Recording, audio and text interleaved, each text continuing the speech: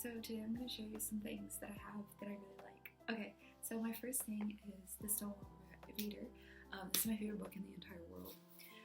It's a compilation of writings like essays, pamphlets, and interviews from time before, during, and after the Stonewall riots. And I think it is such a perfect introduction to queer history because it truly emphasizes the role that people of color and trans people had in the making of the LGBT rights movement, because so often they're forgotten. I think specifically of the Stonewall movie, the 2015 one. God awful. I could go on for hours about how much I hate that movie, but I won't. But it like emphasizes the role that a white gay man had in the movement as some kind of like frontier. But really, the people who were leading in the front lines were people of color and trans people.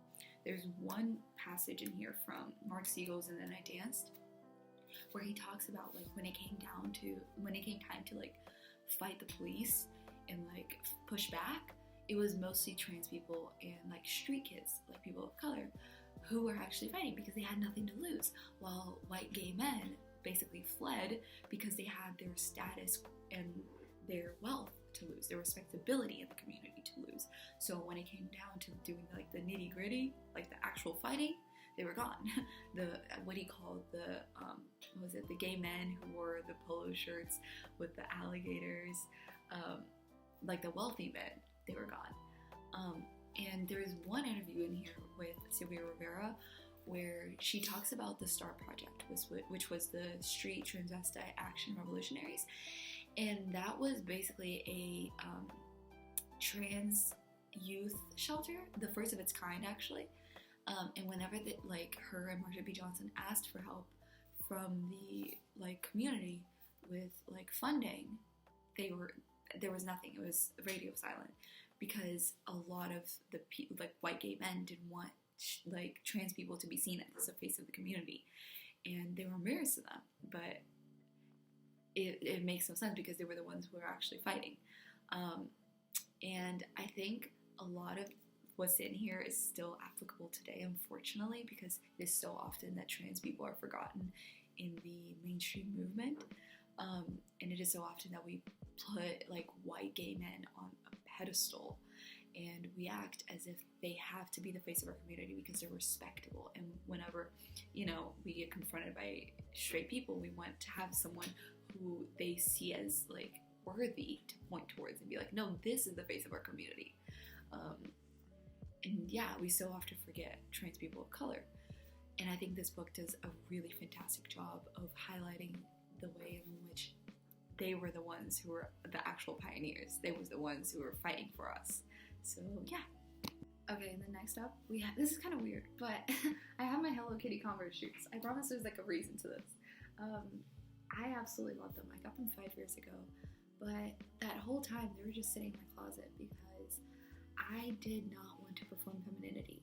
Anything that was like girly, anything that had pink, anything that would be seen as somewhat feminine, I just completely hated it because I wanted to cultivate this really like cool girl, hangs with the guys persona that just wasn't even me, like at all. Like I've always loved girly things, but for so long I didn't want that because I thought that it would make me seem inferior or not as cool. But then about like a year ago, I got really into lifting heavy and stuff. And I needed some flat-soled shoes because, when you're doing like squats, you want them to be flat, whatever. I'm not gonna do my gym bro talk right now. But then I saw these in my closet and I thought they were like perfect because I absolutely love the juxtaposition between, me doing this traditionally hyper-masculine activity surrounded by super buff, like hyper-hetero dudes in my little Converse, my little Hello Kitty shoes, because then I'll be lifting like super heavy and yet I'll be wearing these like pink girly cutesy shoes. And I don't know, there's just something quite empowering about owning my femininity while doing something that was considered traditionally masculine. And I don't know, I quite like that. It makes me feel happy when I do it because it feels like the true me. It doesn't feel like I'm like putting on some kind of persona, But then also, recently, I've decided to just reclaim my femininity altogether because I came out as queer. And most of my romantic attraction is like focused on girls rather than guys. And there is something really interesting about performing femininity when it's not directed towards men, when I'm not doing it to get the attention of men. Because traditionally that would be seen, all the power to everyone who does it, like, that's beautiful. But for me, lately, like, performing femininity has been really for myself, for my own sake, because I don't feel like I need to attract men, because I really don't care. So whenever I'm like wearing something girly or wearing something pink, I like go all out because I'm trying to do it for me. And also, I'm trying to signal to other girls that I am queer. So I overdo it. I go above and beyond because I want them all to be like, hey, she is queer. Clearly, she's overperforming femininity.